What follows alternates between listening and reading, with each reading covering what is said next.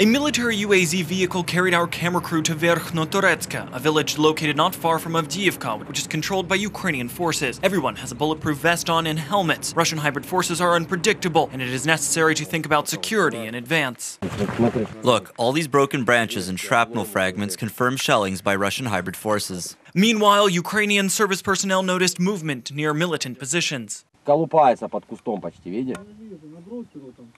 The reasons for unexpected enemy activity remain unclear. Their bases are everywhere here. They can be seen with the help of observation devices. Right at this place, Ukrainian service personnel noticed excessive enemy activity and prepared for the worst just in case.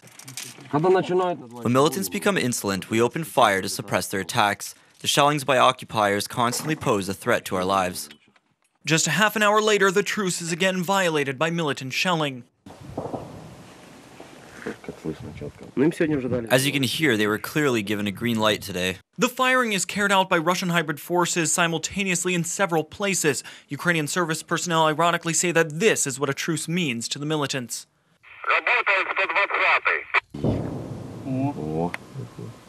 Stony Slav is one of Donetsk's residents who did not believe the Russian propaganda which pushed many locals to join the occupational forces. His house is located in the Donetsk region on territory controlled by Ukraine.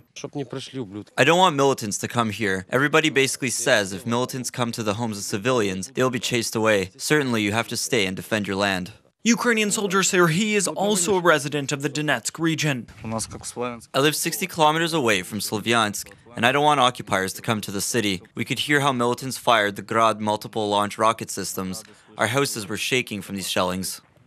Getting to Ukrainian military positions is only possible by following strict safety regulations. The area leading to the positions is full of not only shell fragments, but also unexploded ammunition. Further on, our camera crew moved quietly, and in some places had to crouch and move by crawling. Later, Ukrainian service personnel explained the reason why. We keep quiet because they have snipers. They're always looking out from their posts. There are no illusions about the truce, and no one trusts the militants. Ukrainian soldiers say that there are many reasons for this. They do not allow us to take away wounded servicemen. Instead, they try to wound and damage the group that takes away wounded servicemen from the combat field.